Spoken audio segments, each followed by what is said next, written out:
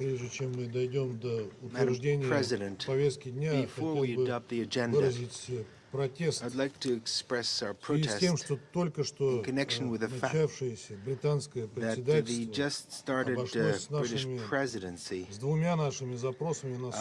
dealt with our two requests to convene a Security Council in connection with the horrific provocation of the Ukrainian forces in Bucha. Now, from the beginning, the first meeting which we requested on the Sunday, 3rd of April, for Monday at 3 p.m., and then an emergency meeting which we requested at 12 o'clock on the 4th of April, after you refused our first request. We considered that it was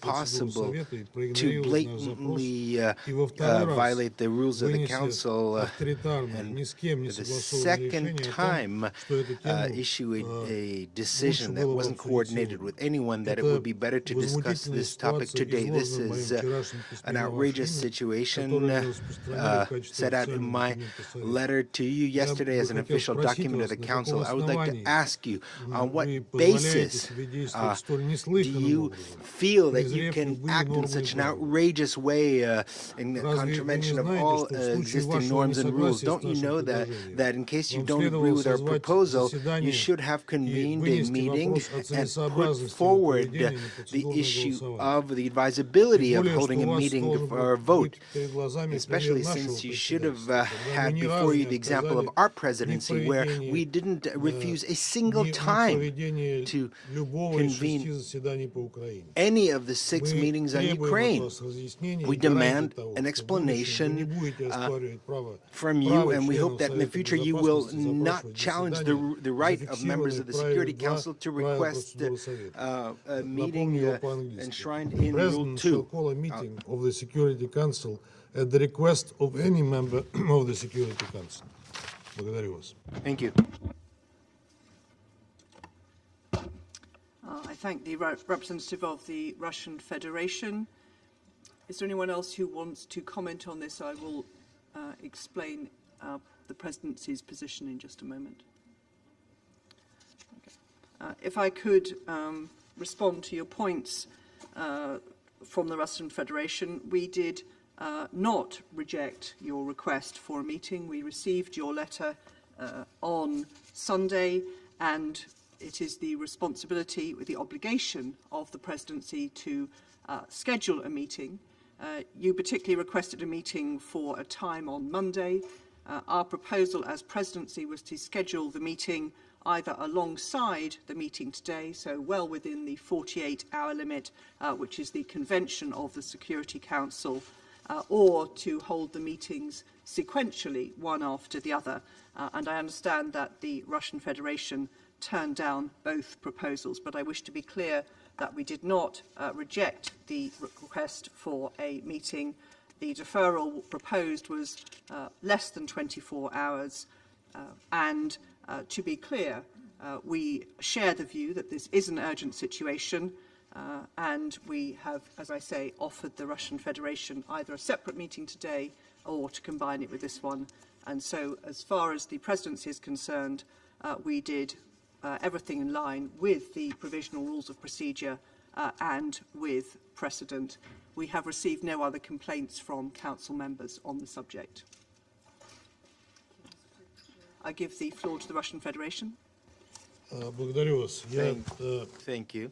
У нас есть доказательства, we have evidence, фактические доказательства того, что это было не менее чем за 24 часа до заседания, которое мы просили провести. 24 hours before the meeting that we requested.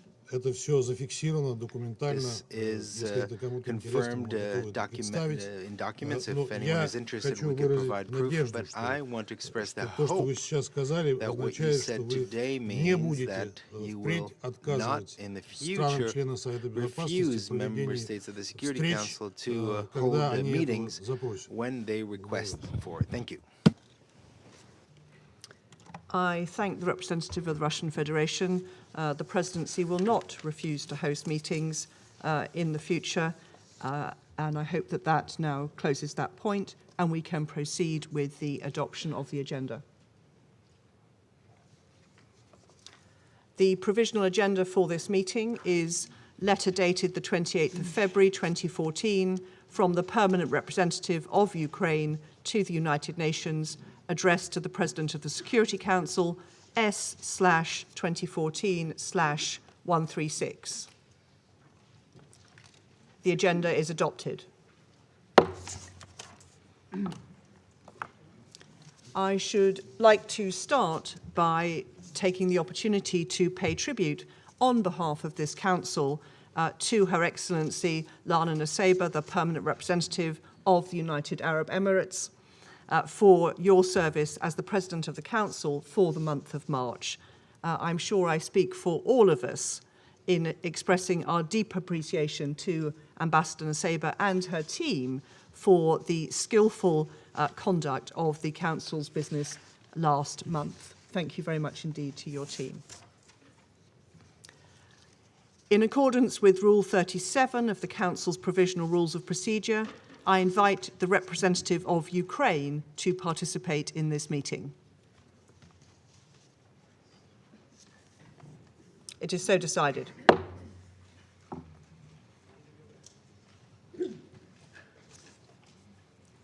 On behalf of the Council, I welcome the participation of His Excellency Mr. Volodymyr Zelinsky, the President of Ukraine, and just add that, as usual precedent, the Permanent Representative of Ukraine will also join the meeting in case of any technical issues. In accordance with Rule 39 of the Council's Provisional Rules of Procedure, I invite the following briefers to participate in this meeting. Ms. Rosemary DiCarlo, Under Secretary General for Political and Peacebuilding Affairs, and Mr. Martin Griffiths, Under Secretary General for Humanitarian Affairs, Emergency Relief Coordinator. It is so decided. In accordance with Rule 39 of the Council's Provisional Rules of Procedure, I also invite His Excellency Mr. Olof Skog, Head of Delegation of the European Union to the United Nations, to participate in this meeting. It is so decided.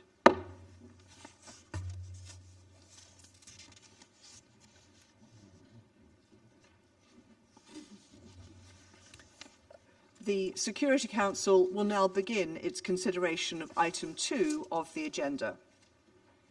I wish to warmly welcome His Excellency the Secretary General, His Excellency Mr. Antonio Guterres, and I give him the floor.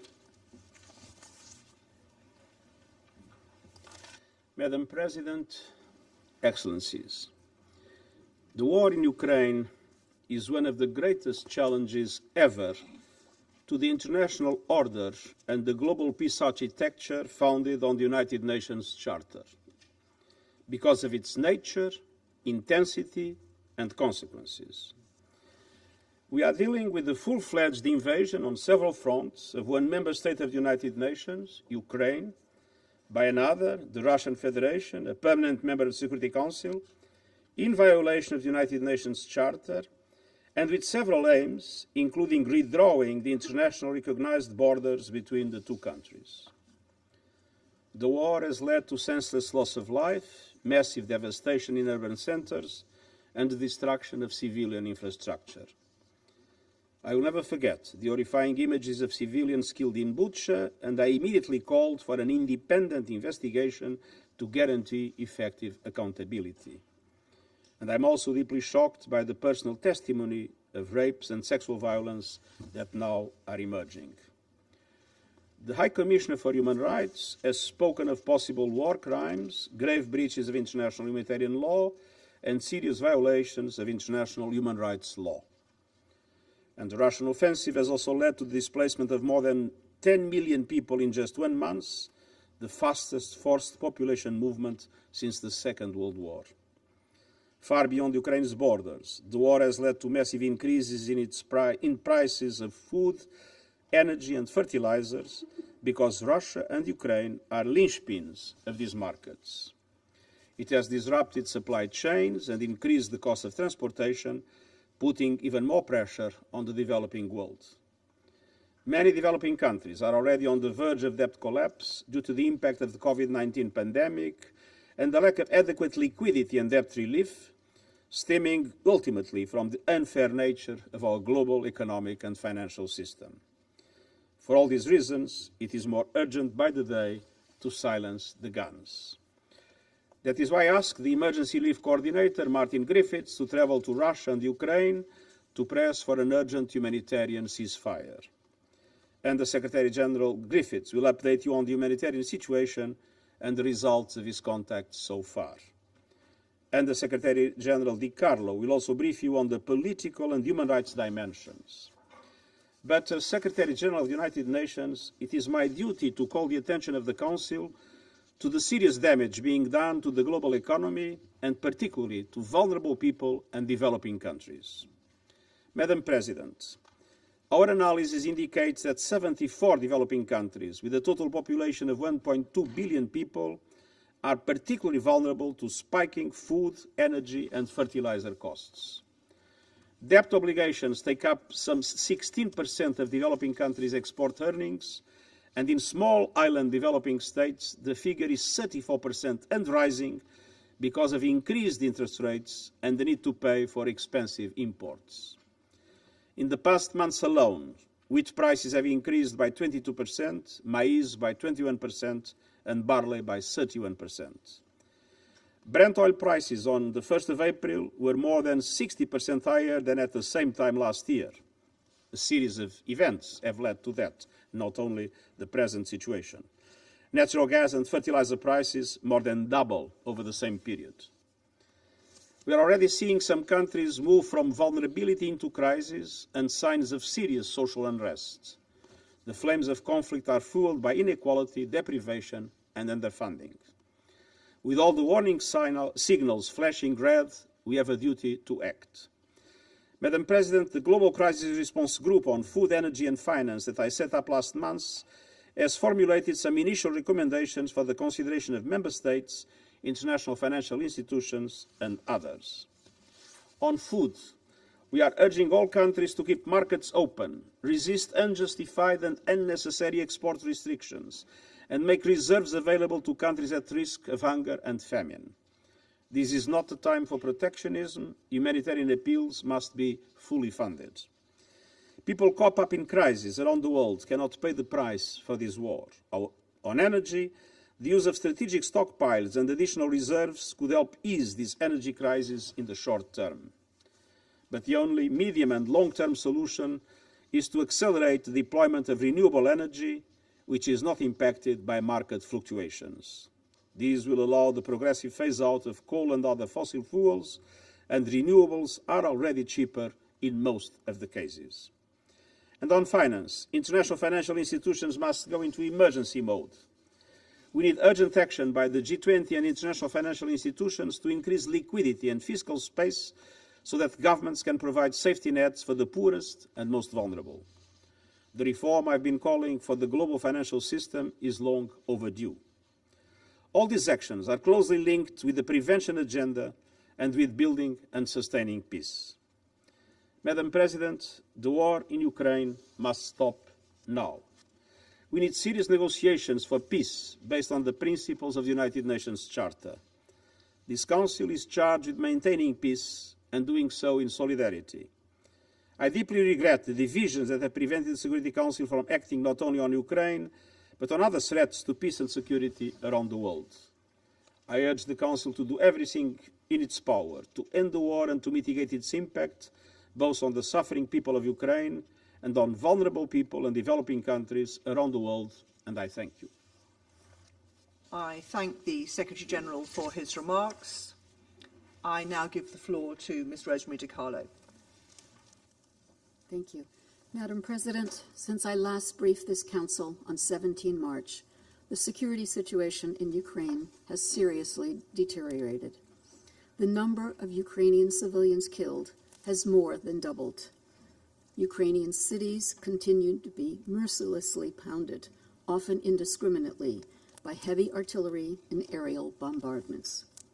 And hundreds of thousands of people, including children, the elderly, and the disabled, remain trapped in encircled areas under nightmarish conditions. The devastation wrought on Mariupol and other Ukrainian cities is one of the shameful hallmarks of this senseless war. The horror deepened this past weekend as shocking images emerged of dead civilians, some with hands bound, lying in the streets of Bucha, the town near Kiev formerly held by Russian forces. Many bodies were also found in a mass grave in the same locality.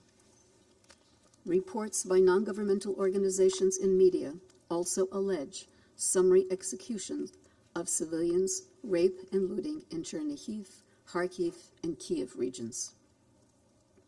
Madam President, away from the fighting, diplomatic efforts to end this war, including direct talks between Ukrainian and Russian representatives, have continued. We commend the government of Turkey for hosting these discussions, as well as the efforts of many others engaging with Russia and Ukraine to help bring about peace. We welcome the willingness of the sides to continue engaging to reach a mutual understanding. This requires good faith and earnest efforts, and progress in the negotiations should be translated quickly into action on the ground.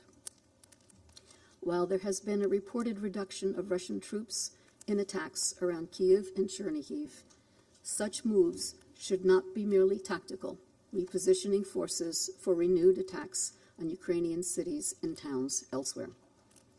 The General Assembly has twice called for Russian forces to withdraw entirely from Ukrainian territory and cease all military operations. We also take note of the reported withdrawal of Russian forces from around the Chernobyl nuclear site.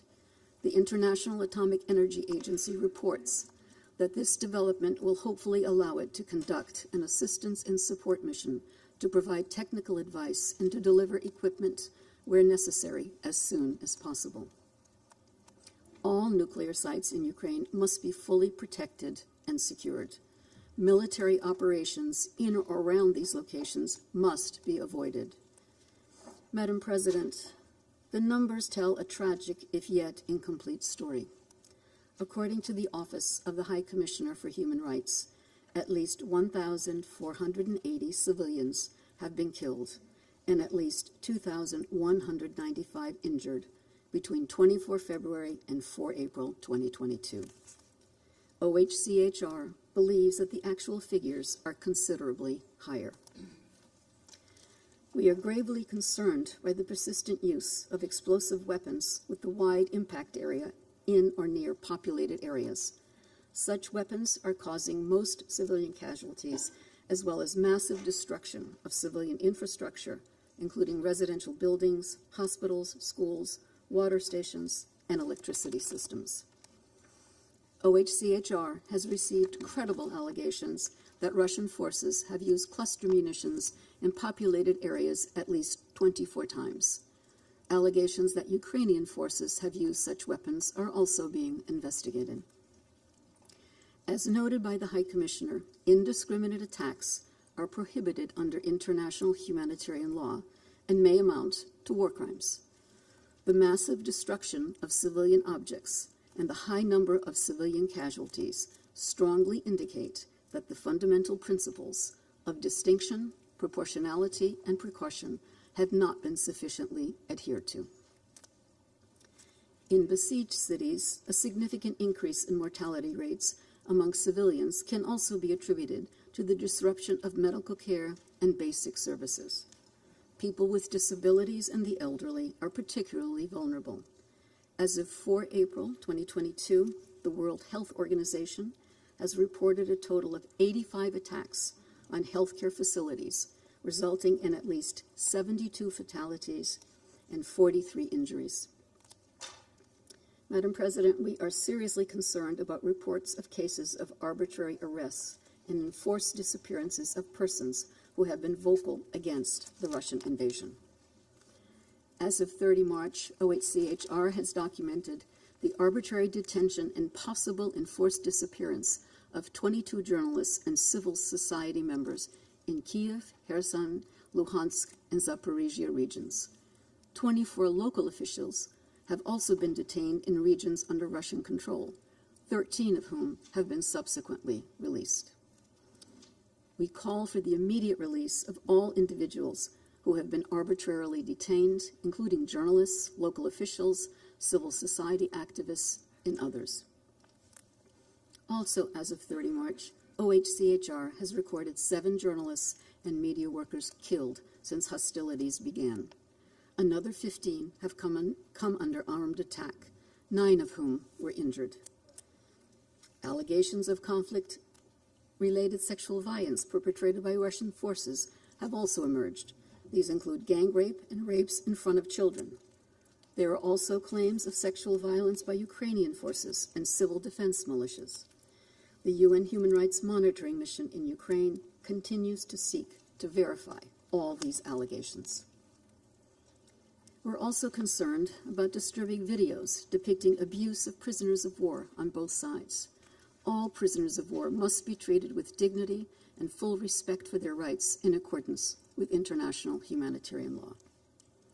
Madam President, the many credible allegations of serious violations of international humanitarian law and international human rights law from areas recently retaken from Russian forces must not go unanswered. We support efforts to examine these allegations and to gather evidence. Ensuring accountability and justice for acts committed during the war will not be easy, but it is essential. Madam President, we are heartened by the generosity of neighboring countries who have accepted millions of refugees and the solidarity of the Ukrainian people who are hosting their displaced compatriots. With more than 10 million people displaced, either within Ukraine or abroad as refugees, roughly 1/4 of the population, the United Nations is gravely concerned about the heightened risk of human trafficking. Indeed, suspected and verified cases of human trafficking are surfacing in the surrounding countries, according to the International Organization for Migration. Madam President, this war is devastating Ukraine now, but it also threatens its future. Early assessment projections by UNDP suggest that if the war continues through 2022, Ukraine faces the prospect of seeing 18 years of socioeconomic progress lost. This would set the country and the region back decades and leave deep long-term social and economic fissures. UN agencies, including UNDP, are working to help preserve Ukraine's hard-won development gains. This involves supporting the government to sustain essential government structures and basic services, including emergency measures to sustain livelihoods, such as cash-based assistance.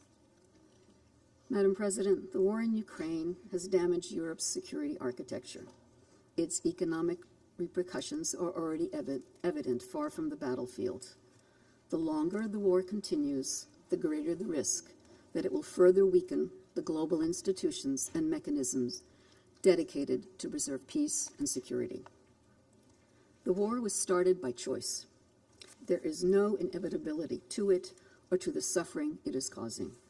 The United Nations is ready to do everything within its means to help bring an end to it. Thank you, Madam President. I thank Mr. Carlo for her briefing. And I now give the floor to Mr. Martin Griffiths. Thank you, Madam President. As you've just heard from the Secretary General and Under Secretary General De Carlo, Ukrainian civilians are paying far too high a price for this war. I want to speak briefly about humanitarian needs and what we're doing to meet them before I then refer to my recent travels.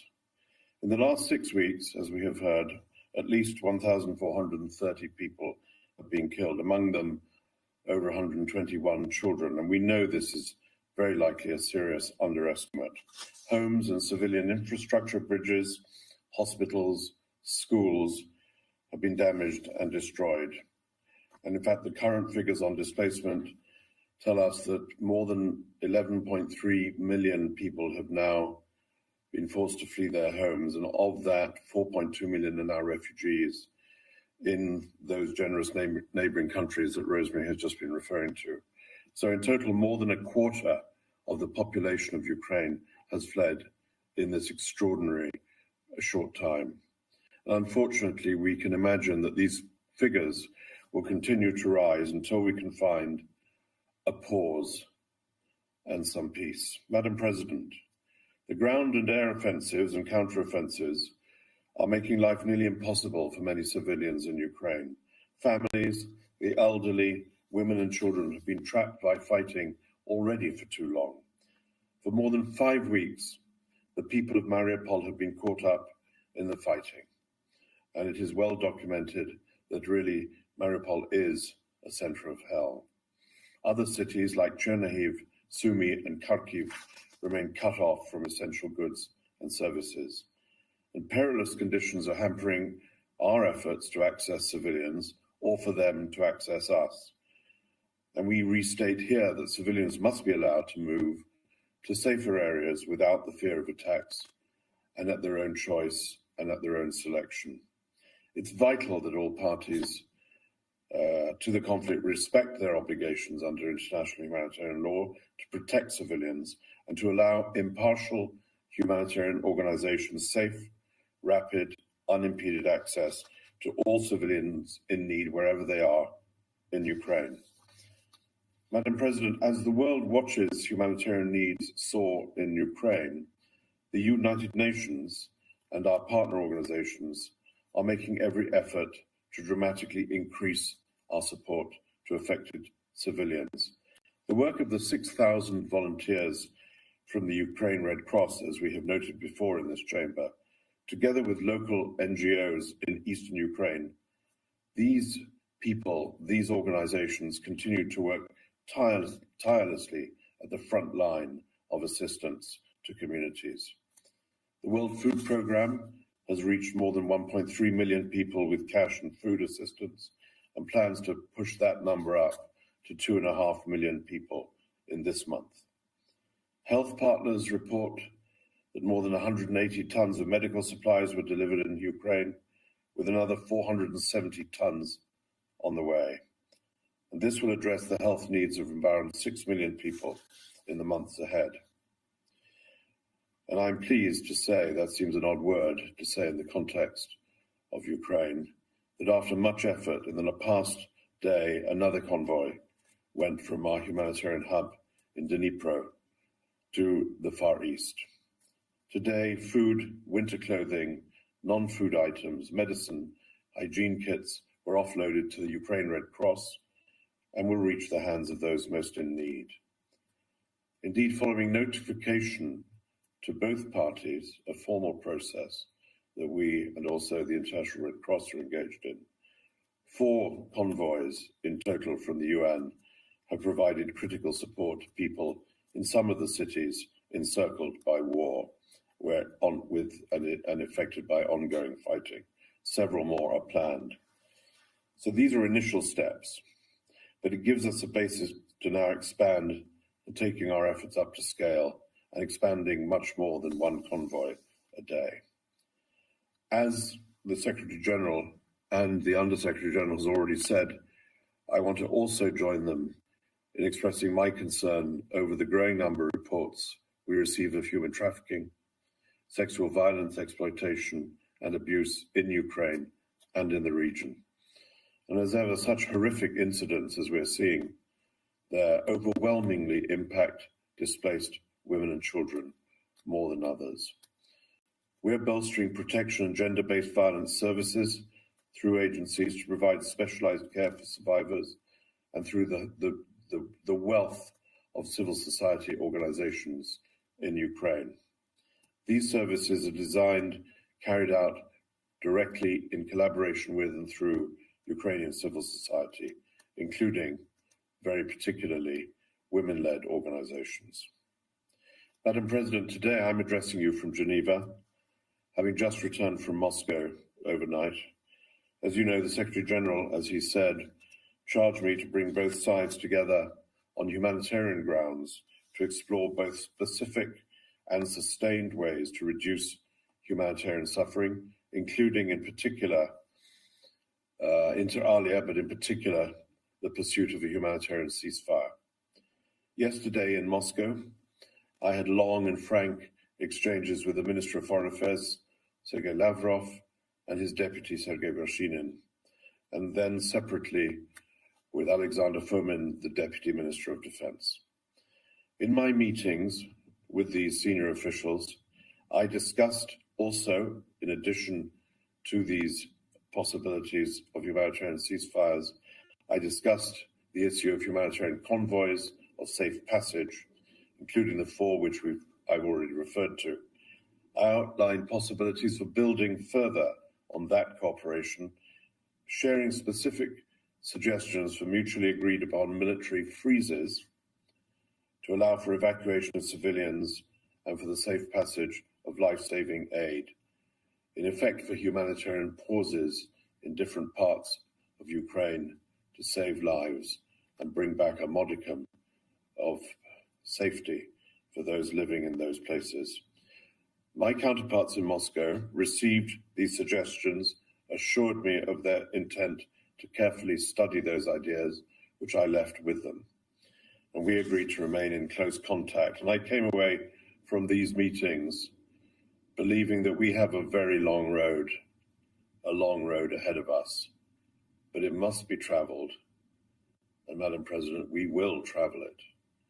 Tomorrow I plan to travel to Ukraine to have discussions with senior authorities from the Ukrainian government in Kyiv on Thursday on these same issues and others that they will no doubt present to me, and also to see firsthand with our crisis coordinator, Amin Awad, the Humanitarian Response.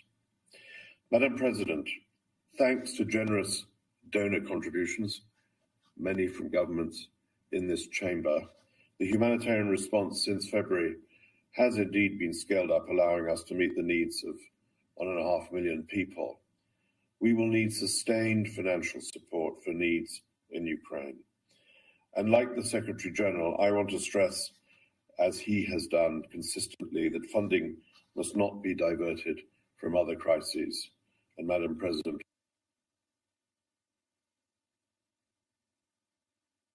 for Afghanistan, that is one example. And as you heard from David Beasley last week, conflict, climate shocks, COVID, compounded by the soaring food and fuel costs indicated by the Secretary General, could push another 47 million people globally into severe food insecurity. And so the total number of people around the world who will not know where their next meal comes from could be driven to the astonishing figure of 325 million people around the world. That is by a long distance the highest in our recent history, and well over double what it was 3 years ago. So, Madam President, I close, of course, like others, by reminding the Council of what the Council already knows well. The world cannot afford this war, and neither can the people of Ukraine. And like others, I call on all Council members and member states with influence to support all efforts from whatever part they come from in the pursuit of peace and the alleviation of humanitarian suffering, for the sake of the people of Ukraine, for the sake of those around the world who cannot afford to bear the additional burden this war imposes on them and all of us. We must, as the Secretary General said, silence the guns. Thank you, Madam President. I thank Mr. Griffiths for his briefing. I now give the floor to His Excellency Mr. Volodymyr Zelensky, the President of Ukraine. You have the floor, sir. Thank you very much, dear Madam Chairman. Dear Mr. Secretary General, distinguished members of the Security Council and other members of this meeting, thank you very much for this opportunity. I'm sure that all the representatives of the United Nations member states will hear me today.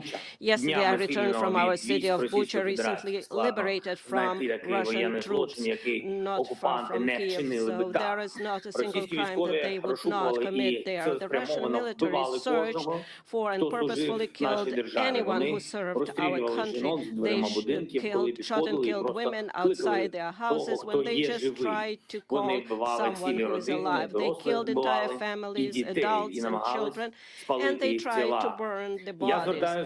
I am addressing you on behalf of the people who honor the memory of the deceased every single day, in the memory of the civilians who died, who were shot and killed in the back of their head after being tortured. Some of them were shot on the streets, others were thrown into the wells, so they died there in suffering. They were killed in their apartments, houses, blowing up grenades. The civilians were crushed by tanks while sitting in their cars in the middle of the road, just for their pleasure. They cut off limbs, cut their throats, slashed their throats. Women were raped and killed in front of their children.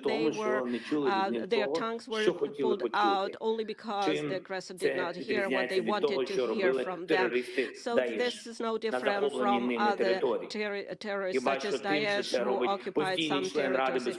And here it is done by a member of the United Nations Security Council, destroying internal unity, borders, countries, and taking the right of more than a dozen countries who are self-determined and independent. They pursue a consistent policy of destroying ethnic and religious diversity. They inflame wars and deliberately lead them in such a way that to kill as many regular civilians and cities, to leave the country where they deploy their troops in ruins and filled with mass graves. You all see that. And they support hatred at the level of the state and seek to export it to other countries through their system of propaganda and political corruption. They provoke a global food crisis that could lead to famine in Africa, Asia, and other countries, and will surely end in large-scale political chaos in many countries, and destroying their domestic security. So where is the security that the Security Council needs to guarantee? It's not there, although there is a Security Council. So where is the peace? Where are those guarantees that the United Nations needs to guarantee? It is obvious that the key institution of the world, which must ensure the coercion of any aggressor to peace, simply cannot work effectively. Now the world can see that what Russian military did in Bucha while keeping the city under their occupation, but the world has yet to see what they have done in other occupied cities and regions of our country. Geography might be different or various, but cruelty is the same, crimes are the same, and accountability must be inevitable. Ladies and gentlemen, I would like to remind you of Article 1, Chapter 1 of the UN Charter. What is the purpose of our organization? Its purpose is to maintain peace and make sure that peace is adhered to. And now the UN Charter is violated literally, starting with the Article 1. And if so, what is the point of all other articles? Today, as a result of Russia's actions in our country, in Ukraine, the most terrible war crimes of all times we see since the end of World War II, and they are being committed. Russians troops are deliberately destroying Ukrainian cities to ashes with artillery and airstrike. They are deliberately blocking cities, creating mass starvation. They deliberately shoot columns of civilians on the road trying to escape from the territory of hostilities. They even deliberately blow up shelters where civilians hide from airstrikes. They are deliberately creating conditions in the temporarily occupied territories so that as as many civilians as possible are killed there. The massacre in our city of Bucha is only one, unfortunately, only one of many examples of what the occupiers have been doing on our land for the past 41 days.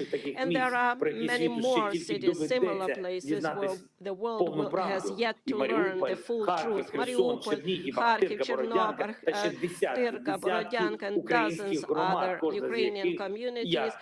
Each of them is similar to Bucha. I know, and you know perfectly well what the representatives of Russia will say in response to the accusations of these crimes. They have said that many times. The most significant was after the shooting down of the Malaysian Boeing over Donbass by Russian forces with Russian weapons, or during the war in Syria. They will blame everyone just to justify their own actions. They will say that there are various versions, different versions, and it is impossible to establish which one of those versions is true. They will even say that the bodies were of those kills were allegedly thrown away, and all videos are staged. But it is 2022 now. We have conclusive evidence, so there are satellite images. We can conduct full and transparent investigation. That is what we are interested in. Maximum access for journalists, maximum cooperation with international institutions, involvement of the International Criminal Court, complete truth and full accountability. I'm sure that every member state of the UN should be interested in this. For what? In order to punish once and for all those who consider themselves privileged and believe that they can get away with anything. So show all the other potential war criminals in the world how they will be punished. If the biggest one is punished, then everyone is punished. Why did Ukraine come to Ukraine? I will tell you, because Russia's leadership feels like colonizers. In ancient times, they need our wealth, our people. Russia has already deported hundreds of thousands of our citizens to their country. They abducted more than 2,000 children, just simply conducted those children and continue to do so. Russia wants to turn Ukraine into silent slaves. The Russian military are looting openly the cities and villages that they have captured. This is wide-scale looting. They are stealing everything, starting with food, ending with earrings, gold earrings that are pulled out and covered with blood. We are dealing with a state that is turning the veto into the UN Security Council into the right to die. This undermines the whole architecture of global security. It allows them to go unpunished. So they are destroying everything that they can. So if this continues, the countries will rely only on the power of their own arms to ensure their security, and not on international law, not rely on international institutions. The United Nations can be simply closed. Ladies and gentlemen, are you ready to close the UN? Do you think that the time of international law is gone? If your answer is no, then you need to act immediately.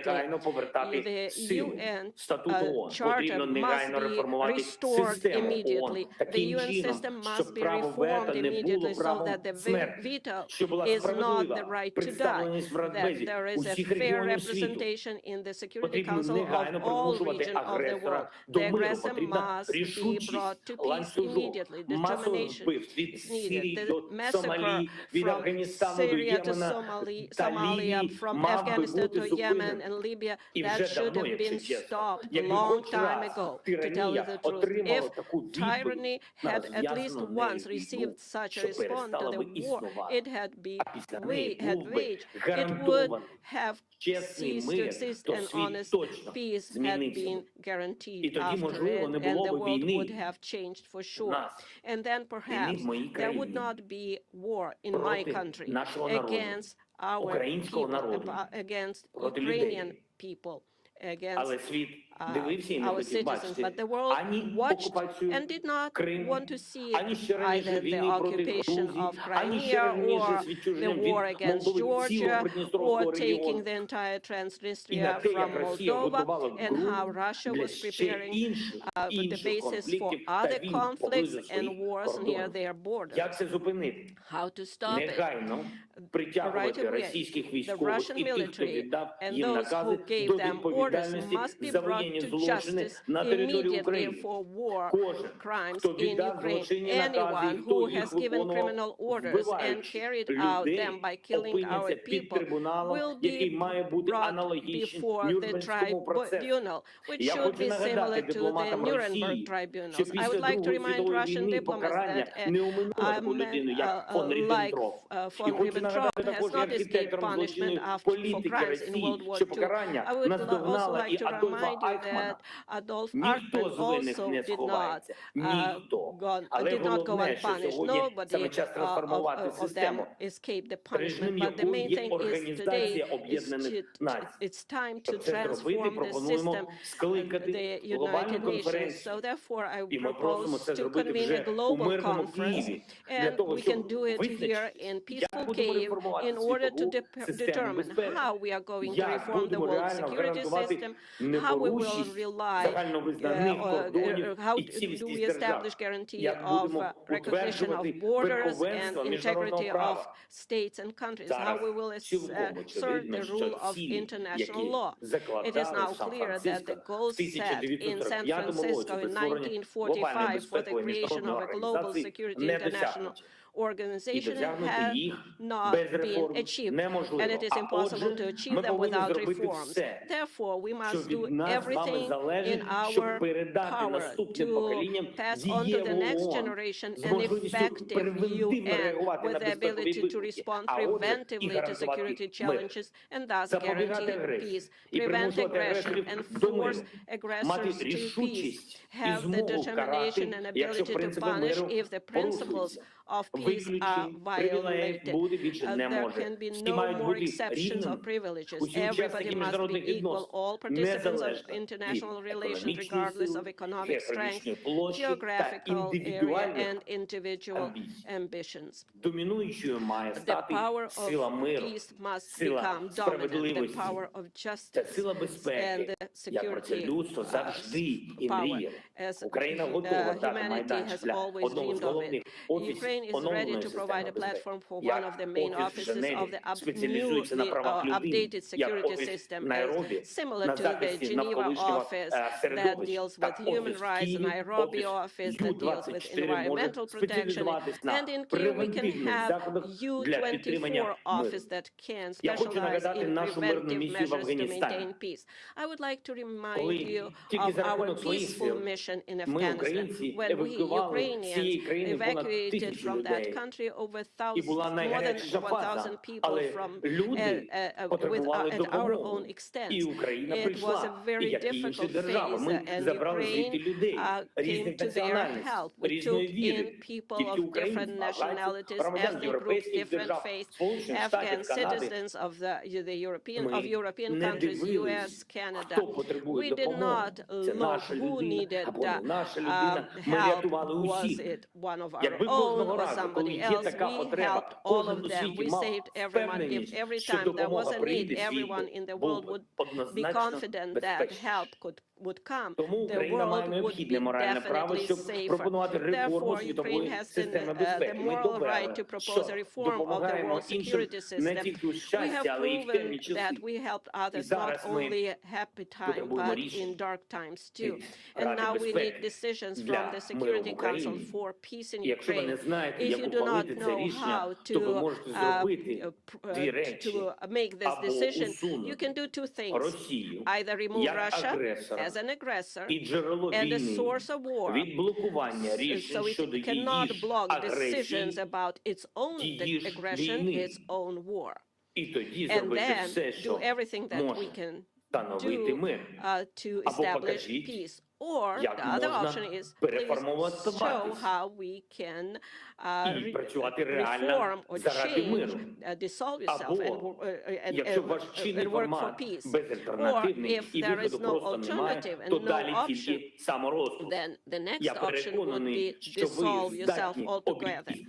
And I know that you can admit that if there is nothing that you can do besides conversation, we need peace. Ukraine needs peace, Europe needs peace, and the world needs peace. And finally, I would kindly ask you very much to watch this short video.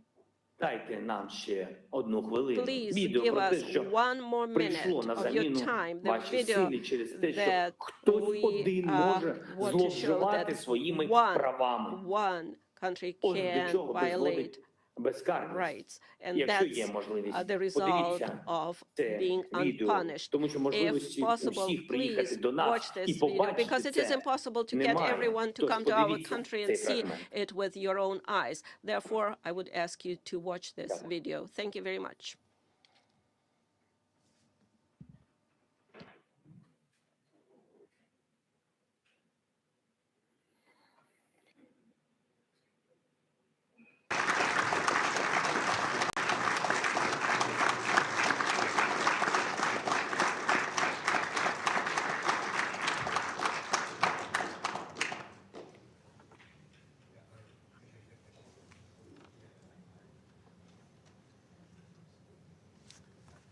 The video.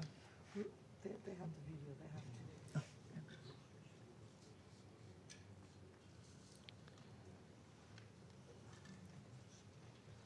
I'm not sure. The video, is it just coming?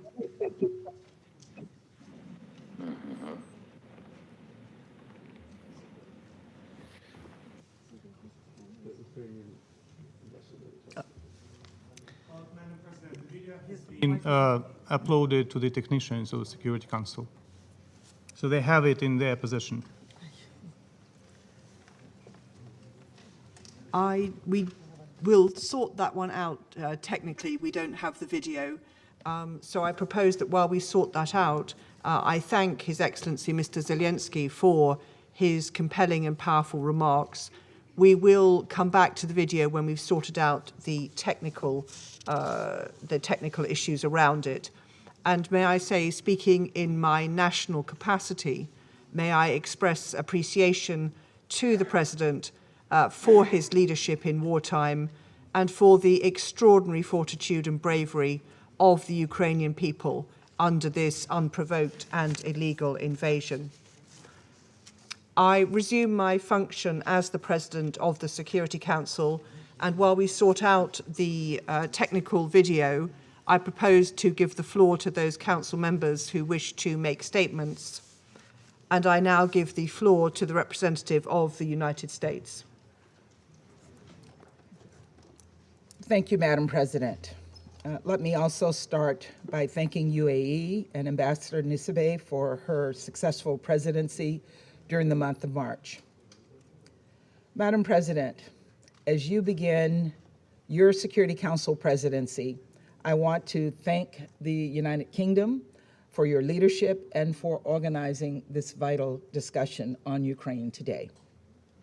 I also want to thank the Secretary General for his remarks and the other briefers.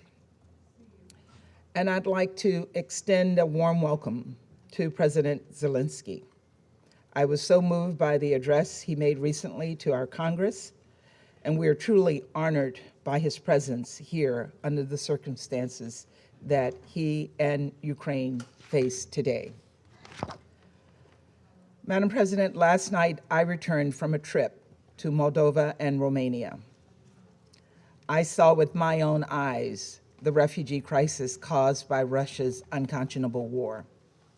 I spoke to refugees who indicated to me their desires to return to their home. And we've all seen the images on TV of the bombed out buildings.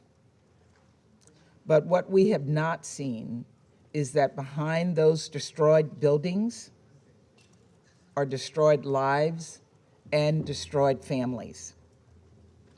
I met with women and children who had fled Ukraine, who stuffed their lives into backpacks and left the only home they had ever known. And these were sobering conversations.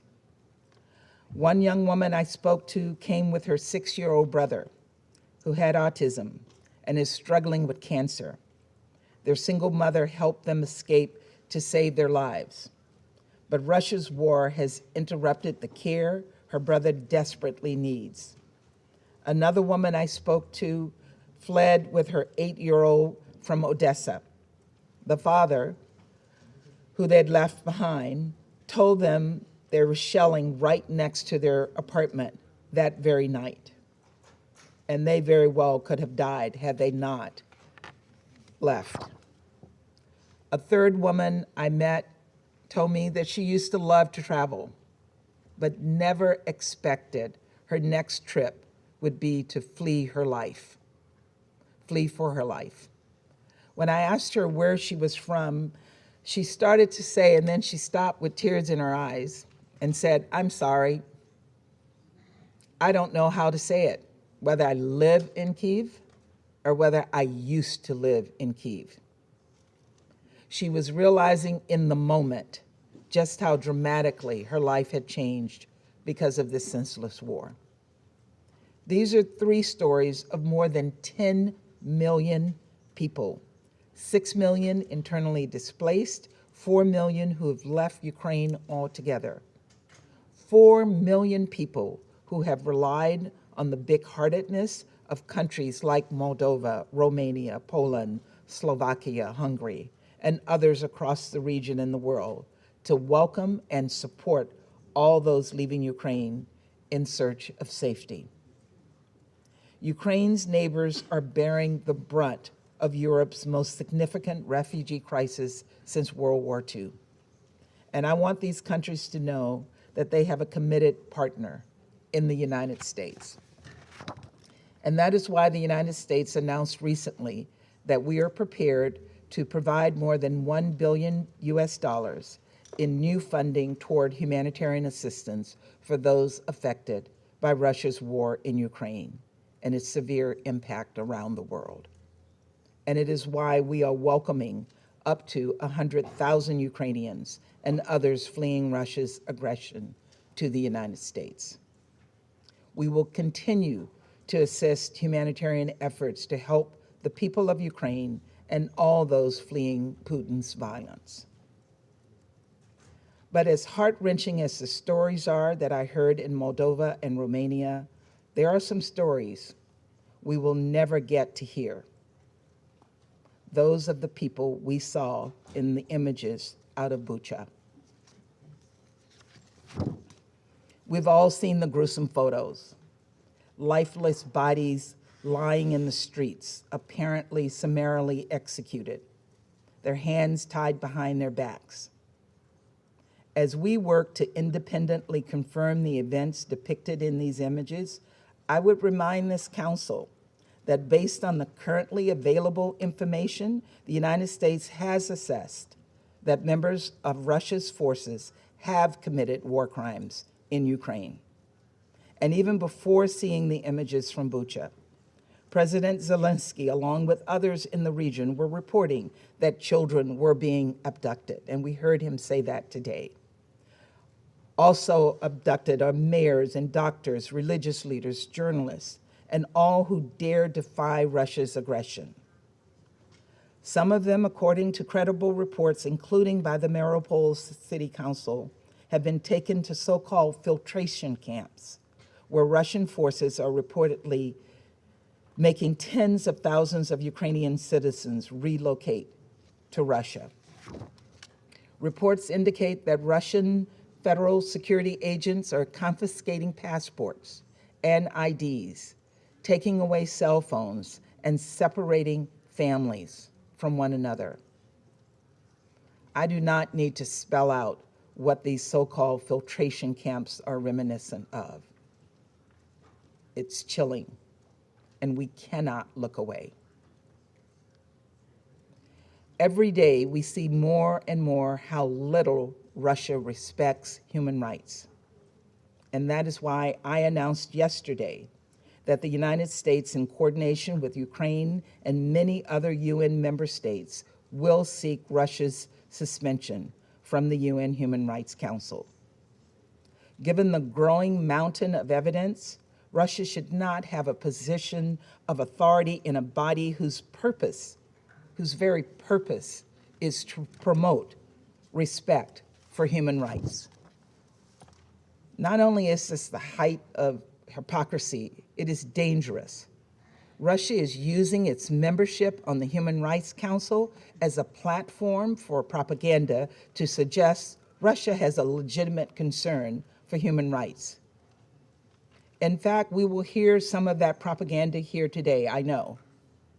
And I will not dignify these lies with a response, only to say that every lie we hear from the Russian representative is more evidence that they do not belong on the Human Rights Council. 140 UN member states voted to condemn Russia over its unprovoked war and the humanitarian crisis it has unleashed upon the people of Ukraine. Here's my message to all of you. Now is the time to match those words with action and show the world that we can work responsibly. And I share President Zelensky's view that this moment requires responsible world powers and global leaders to show some backbone and stand up to Russia's dangerous and unprovoked threat against Ukraine and the world. The Secretary General said that confronting this threat is the Security Council's charge. It is, and it is also the responsibility of UN leaders and leaders around the world, every single member state with a voice in the GA. No one can be a shield for Russia's aggression. Suspending Russia from the Human Rights Council is something we collectively have the power to do in the General Assembly. Our votes can make a real difference. Russia's participation on the Human Rights Council hurts the Council's credibility. It undermines the entire UN, and it is just plain wrong. Let us come together to do what is right and do right by the Ukrainian people. Let us take this step to help them to start to rebuild their lives. And let us match the courage of President Zelensky, who we are so honored to have with us today.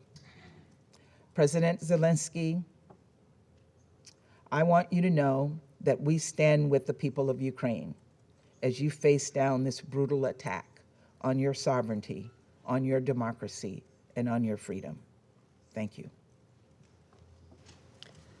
I thank the representative of the United States for her statement, and I give the floor to the representative of Albania.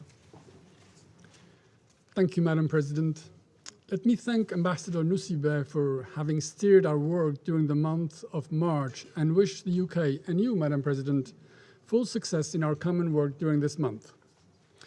Albania welcomes President Zelensky's presence to this meeting. His remarks are painful, and his account on what Ukraine is experiencing under Russian occupation is revolting. We stand by you, Mr. President, by your compatriots, all Ukrainians, for their heroic resistance, for their resilience that the entire world is admiring. You are not alone. You have the world on your side, because it's the side of the right, of the just, and as we hope, of victory. Slava Ukraini. Madam President, let me thank SG Guterres for his, again, very clear and powerful remarks. I also thank USG DiCarlo and Griffiths for their updates. This is the 14th meeting of the Security Council on Ukraine since the 31st of January, while the war of aggression has entered the second month. Let's establish a few basic yet meaningful facts. Russia has stalled and its imperial dreams are nowhere. Taking Ukraine finally proved impossible. Kiev was too hard to swallow. Russian army is in disarray, but it has not stopped shelling and bombardments. But all this is not new, and all this is not news. The real news that has horrified the world is what Russia is leaving behind. The unspeakable horrors, those soul-crushing images in areas from which Russia is withdrawing. Images of civilians executed with a bullet in the neck, sometimes with their hands tied behind their backs or shot dead in their bicycles. Images of mass graves overflowing with corpses. Images of carnage and devastation, including looted homes, rape, and sexual violence, acts usually attributed only to thugs.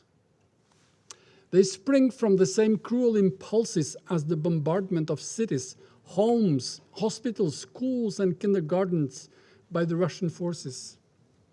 Bucha is an open-air graveyard, the notorious facelift of the Russian aggression. Madam President, we have heard time and again, it is not Russia. Yes, but no. It will be hard, actually impossible, to convince anyone that the destroyed tanks that clutter the roads, the mines and booby traps left behind amidst the wreckage, and the bodies of civilians killed by arbitrary executions and laying in the streets amidst debris are staged scenes for propaganda. Who would believe that Russia aggressed Ukraine simply to protect civilians, while Ukraine is busy staging horror movies? You may muzzle media back home, but you cannot fool satellite images. You cannot blind independent reporters and human rights NGOs on the ground. Waiting for Russia to accept and tell the truth is waiting for Godot to arrive, and he never does. These are facts, hard and sickening proof of the atrocities committed, the ugly face of this madness. Such crimes, as documented by Human Rights Watch and verified by independent and respected professional reporters, those who are banned for the Russians call for answers, call for thorough investigation, for effective accountability, for justice. Prime Minister Rama called these crimes a terrible pain and a horrible shame. Russia has an international obligation to abide by international humanitarian law, the laws of war, including the Geneva Conventions of 1949 and its first additional protocol. Russia has an obligation to abide by the order of ICJ to immediately halt its military activity in Ukraine. But unfortunately, Russia has made another choice, not to respect any of it, and has cancelled itself from international law. But the law will pursue it. Russian army and its commanders cannot escape accountability. The name of the butcher of Mariupol, a criminal that has reduced an entire city to ashes and has made its citizens go from 3 meals a day to barely 3 meals a week, is engraved in the ruins of the city. This is why we will support the call to suspend Russia's participation in the Human Rights Council. The UNGA resolution that created the Council stipulates that, and I quote, members of the Council will respect the highest standards in the promotion and protection of human rights. As we see, Russia's standards are nose-eating, and its presence there is a farce, a desecration of the place that is called to be the sanctuary of rights. Dear colleagues, Russia has announced that it will now shift its focus on eastern Ukraine. This means that it will concentrate its brutality there in what may end up becoming a war of attrition. Russia has blocked the renewal of the OSCE International Observer Mission in Ukraine. This denies the international community the independent eyes it needs there. This anticipates, sadly, more war, further atrocities, other crimes, even more humanitarian disasters. This war continues to particularly affect women and children. Millions have been displaced, many of them alone, in search of safety and security. It is heartbreaking to see mothers write names and addresses in the back of their children so that they are recognized in case they end up being orphans. We welcome the efforts of OCHA and its partners to deliver assistance in support of the people in Ukraine and the millions of refugees in neighboring countries. Madam President, let me end with this note. Rarely has the outcome of a war been so disastrously the complete opposite of what it wanted to achieve. Russia's army has been defeated by the outgunned and outnumbered Ukrainian resistance. Russia is isolated like never in its history. It has become the world's most sanctioned country in history. No country has ever seen itself transform in a matter of only 10 days from a global player into a financial and international pariah, to the point that it is obliged to find comfort in the support from North Korea and Syria. Dear colleagues, this aggression and its startling defeat have once and for all separated the fates of Ukrainians and Russians, because the case of Ukraine is also the cause of democracy against tyranny and kleptocracy. It is a fight between the will of the people against the vicious will of one whose reckless actions have challenged everything we stand for, and who is directly responsible for the economic disruption and food insecurity which is affecting the entire world. He may choose to stop, withdraw troops, and quit Ukraine, or continue to descend in the very abyss he has created and face the consequences. I thank you. I thank the representative of Albania for his statement. I understand that we now have solved the technical problems, so I suggest we return to the video. Thank you.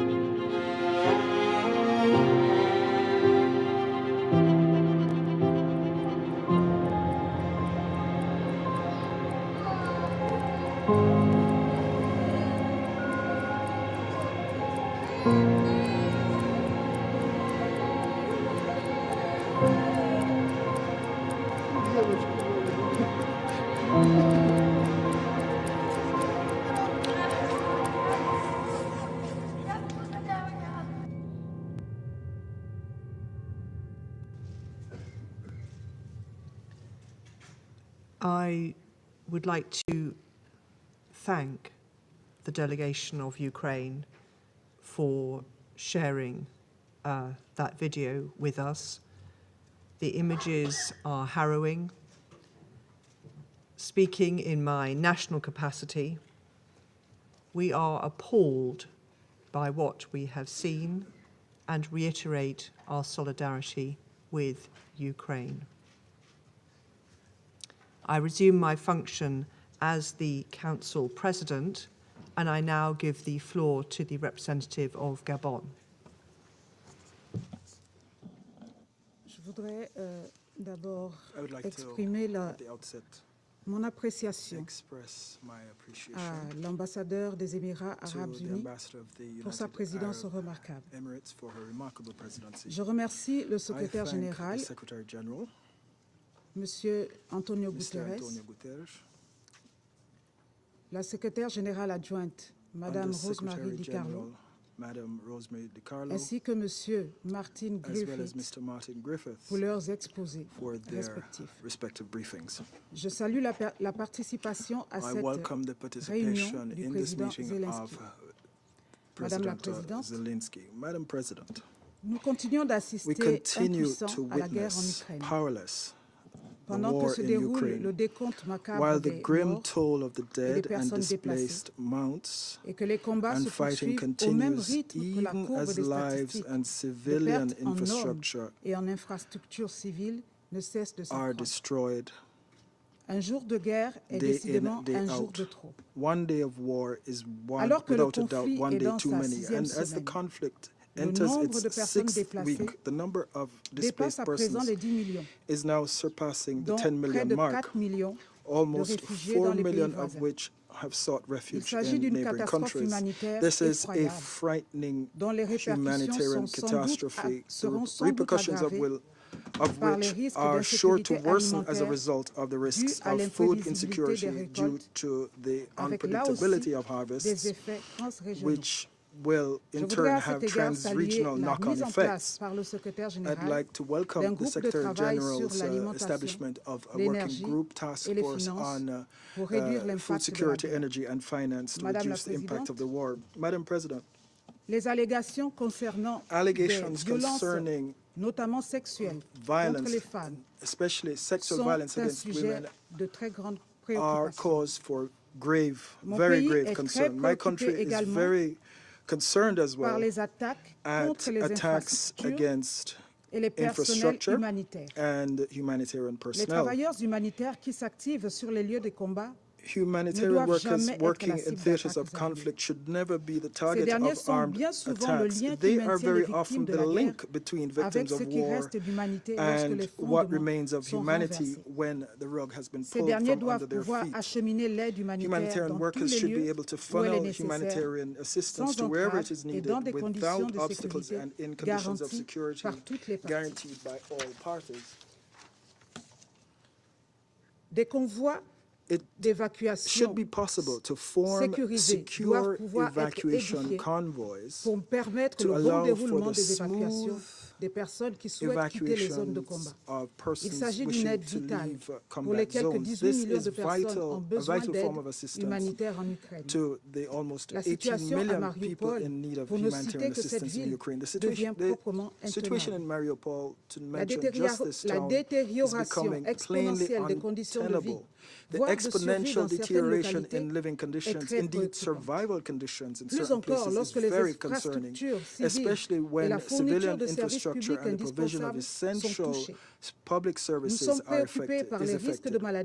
We are concerned at the risks of disease resulting from water shortages in certain parts of Ukraine, but also health risks ensuing from the lack of access to primary or specialized health care. Women, children, the elderly, and anyone not taking part in hostilities should be able to be rescued in every sense of the word without fearing for their lives. Madam President, war is a horror, a break with that which binds us together as humans. It is precisely to seek to reduce the effects of this break that international humanitarian law exists. To not give free rein to the expression of might is right. In fact, it is an attempt to address through law a break in the human contract. All parties should abide by international humanitarian law. Concerning the persistent reports of massacres, summary execution, atrocities, and other mass crimes against civilians in Bucha, there is an urgent need for a UN-led, free and independent inquiry into, as soon as possible, to shed light on the victims and the circumstances surrounding these atrocities. In the interim, it is vital that this Council not lose sight of its role, which is to work towards restoring peace and security by offering an alternative to war. The return to peace in Ukraine will not be achieved through mudslinging. Madam President, this war has lasted long enough and its effects are already being felt beyond Ukraine's borders. From our perspective, the equation is posed in terms of a decision on establishing a ceasefire and on creating the conditions for safe and unfettered provision of humanitarian assistance needed by populations in distress. I wish to reiterate Gabon's appreciation to neighboring countries that continue to mobilize to urgently welcome refugees. We encourage them to extend the same welcome to all persons in distress without distinction as to origin or race, including African nationals and students. We request them to ensure respect for their dignity, and we call for fair treatment of all persons in distress. It is urgent that the parties commit resolutely to negotiation to bring an end to the hostilities. We call to a de-escalation and a halt to the combat. There is no other way. My country is closely following current negotiations between the parties, especially in Istanbul, and we hope that they will soon lead to a ceasefire so as to create a climate of confidence and to establish the climate of calm needed for diplomacy to make its voice heard and for the guns to be silenced. Thank you. I thank the representative of Gabon for her statement, and I now give the floor to the representative of the Russian Federation. Благодарю вас, госпожа председатель. Thank you, Madam Хотели бы President. прежде всего выразить признательность и благодарность делегации Объединенных Арабских Эмиратов за gratitude to the delegation of the United Arab Emirates for their presidency in the Благодарим month of генерального March. секретаря We're also ООН grateful to the Розмари Ди Secretary Карло и General, to Мартину Rosemary Гриффитсу DiCarlo за and Martin брифинги. Griffith for their Выслушали briefings. президента We Украины also Владимира listened to the Зеленского. President of Ukraine, Vladimir Zelensky. Хотим поблагодарить Мартина We'd like to Гриффитса за thank его Martin визит в for his Москву, в visit to ходе Moscow, которого, насколько мы можем during судить, which, as far as we can у него judge, состоялись полезные he встречи had и some обсуждения. useful meetings and Ему discussions. лучше, чем кому бы то ни было известно, Better than anyone else, he should know the efforts that Russia is undertaking every single day to organize humanitarian corridors. However, the arrangements reached with the help of international mediators is consistently not being implemented by the Ukrainian side. I'm not going to overload you with figures. You can such communiques are published every single day by our Ministry of Defense. I simply would like to say that just out of Mariupol toward the east, without any participation by the Ukrainian side, we have managed to save 123,500 people. Now, overall, since the beginning of the special military operation, over 600,000 people have been evacuated to Russia, including over 119,000 children. And we're not talking about any kind of coercion or abduction, as our Western partners like to present this, but rather the voluntary decision by these people is testified by many videos that are accessible in social media. Madam President, another topic of the meeting was declared today, which is practically not being discussed today, so I'm going to leave that out. I simply would like to take advantage of the virtual presence here of the President of Ukraine and would like to address him directly.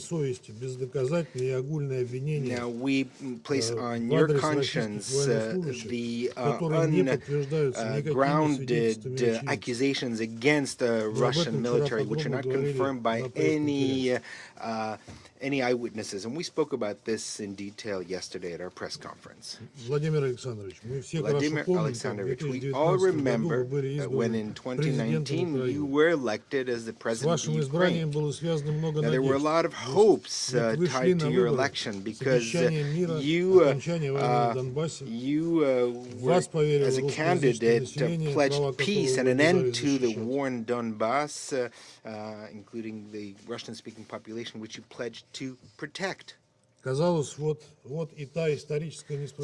it seemed that we were on the verge of correcting the historical injustice when, as a result of the Maidan coup in 2014, Ukraine began to be transformed into a hateful anti-Russia, and that seemed to be on the verge of being turned, that page of being turned. However, those hopes failed to materialize, and now you scornfully call the residents of Donetsk and Lugansk People's Republic as a subspecies, repeating what your predecessor stated, who in fact threatened that the residents of the Donetsk and Lugansk will rot in their basements. And you are calling on them to return, to leave and to Russia. на And родной now для you've вас declared русский язык, war вводя, по against your сути, native Russian language языковую by инквизицию в introducing, in стране, где essence, русский a является родным для linguistic как минимум inquisition in a 40% country where населения. Russian is the native language for a minimum of 40% of the А population. сегодня взрывы и снаряды Today, звучат почти по всей explosions and территории, на artillery всей rounds территории are Украины, не exploding только на over востоке, the entire territory of Ukraine, and где not они не only in the смолкали east, 8 where лет. they haven't 8 лет. ceased for the past 8 И years. звучат они именно потому, And что they're другого exploding способа precisely принести because мир there на was no Донбасс, other к way of сожалению, не bringing peace осталось. to the Donbass, После того, unfortunately. как вы и ваши After подчиненные you and your категорически subordinates отказались выполнять Минские categorically соглашения, refused to comply with the Minsk приготовившись при этом agreements, уже в at the марте same решить time by проблему Донбасса военным preparing путем. already back in March to solve the В problem of the ходе Donbass нашей by military спецоперации means. мы In the нашли course of our множество special соответствующих operations, we секретных have приказов. found many secret orders testifying to this. Нам говорят, что на We're Украине told не that может there быть can be no нацистов. Nazis in Однако мы Ukraine. прекрасно However, we знаем, что know они у very вас не только well есть, но, к that not only are сожалению, they правят there, балом. but unfortunately they are running the show. Да и как может быть иначе, And how если can it be национальными any героями other way Украины when the являются national heroes нацистские of Ukraine пособники are Бандера и Шухевич, Nazi ответственные не collaborators только за Bandera and Холокост, Shuhevich, who are но и за responsible not only убийство for the сотен Holocaust, тысяч but the мирных killing поляков, of русских, hundreds of украинцев thousands и of евреев. peaceful Poles, Russians, Ukrainians, and Jews. Вы просто предпочли не You замечать simply украинских preferred ненацистов, not to делая вид, notice что их Ukrainian попросту нет. Nazis, pretending А that они, they're к simply сожалению, not there. есть, But и их unfortunately, еще they больше, на are сожалению, there. очень много, а среди них много молодых. They are very many of them, and among them a lot of young people. Откуда мы это знаем? Да они How этого do не we know that? скрывают, Well, they're делают not нацистские concealing татуировки, it. украшают They have одежду tattoos свастиками made, и другими Nazi нацистскими tattoos. They символами. decorate their Приветствуют друг друга как clothing with нацисты, не swastikas and other скрываются Nazi в symbols. соцсетях. They give Nazi greetings, and they're open about it in the social Их media. особенно много в составе национальных There are particularly батальонов, many of them таких как in the Айдар, правый national сектор, battalions such as Aidar, the Right Sector, and the Azov Battalion. И это было бы ладно, но And that они would be еще и one действуют thing, как нацисты, but they're also убивают как они. acting like Nazis, and they're killing like them. Причем не только пленных And российских they're not солдат, just killing мучениями которых потом бахвалятся в Russian интернете, or но и prisoner своих же. soldiers, in which they torture and gloat Ваши about it on the social неонацисты, media, but радикалы, they kill their отличаются own. беспримерной Your жестокостью к мирному neo-Nazis and населению, radicals которые они используют в have качестве shown живого unrivaled щита cruelty и against the устанавливают civilians, рядом с which they жилыми use as домами human тяжелую shields артиллерию and РСЗО. position heavy artillery next to residential buildings and Мы multiple сегодня rocket опять launchers as слышали well. огромное Today количество we've лжи heard о once again a российских huge amount of военнослужащих. lies about Russian soldiers and military. У нас есть сотни, если не We have тысячи, hundreds, if не not тысячи thousands видеосвидетельств людей, of video которые готовы testimonials дать of people who are показания ready о to provide жестокости testimony about украинских the националистов. cruelty of Ukrainian Зачитаю здесь nationals. I'll лишь just некоторые из них. read some of them here. Это жестокие истории, но вы должны их These are услышать. cruel histories, but you need to hear them. Наталья Кудинова, Natalia мэр города, Kudinova says бежал одним the из mayor первых. of the town Затем was one of the украинская first власть to run врала, away. что Afterwards, the Россия не Ukrainian пропускает людей по authorities гуманитарным lied that коридорам. Russia was not letting people through Женщин с humanitarian детьми наш corridors. батальон Азов The под National страхом Battalion смерти выдерживал в Azov, подвалах under threat и of грабил death, на kept women and блокпостах children in мирных жителей. basements, and it robbed civilians at checkpoints. Бабушка с внучками A рассказывала, как grandmother батальон Азов не давал выйти из подвала, said that the Azov battalion и did кто not сделал allow шаг her вперед, to стрелял leave на поражение. basements. Anyone trying to leave На was блокпосту shot. Азова At the Azov девушек и checkpoint, женщин раздевали women догола and и забирали золото и girls were деньги. stripped naked and had their jewelry Включая and money последнее. taken away. Валентина Николаевна Борисенкова рассказывает, как украинские военные выгнали из частного дома на улице Краматорская женщину с двумя детьми и стреляли оттуда из миномета. Она со слезами на глазах ушла, выгнали из собственного дома ее. Двое деток у нее. Выгнали хлопцы, повязки голубые у них. Это украинские опознавательные знаки. Марина Васильевна рассказывала, как ее пытали в подвале СБУ в Краматорске. Пристегнули меня в канализационной трубе. Когда узнали, что я русская, били, пытали электротоком, насиловали, угрожали привести несовершеннолетнюю дочь и с ней сделать то же. Шаповалова Ольга Георгиевна. Выехали из Мариуполя, из Мангуша уже 25 марта.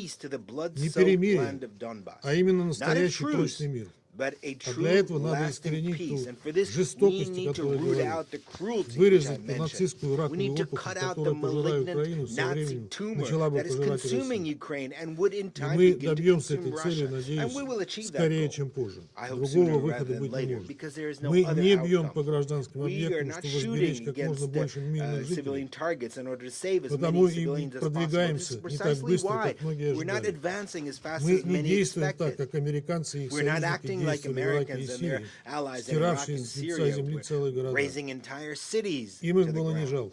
They had no pity for them, but we felt great pity because these are people who are close to us. Радикалам, правда, нечего терять. Radicals have nothing to lose. They couldn't care less about civilians. They're ready to take to the grave with them the entire population of the Ukraine, as was clearly demonstrated by the provocation in Bucha. Don't allow the West to achieve its goals, Vladimir Alexandrovich. Make the right decisions that are needed for your country, because the West is ready to fight in the Ukraine until the last Ukrainian. Make that decision now, because the real situation on the front. Later, it might be too late soon. Thank you very much for your attention.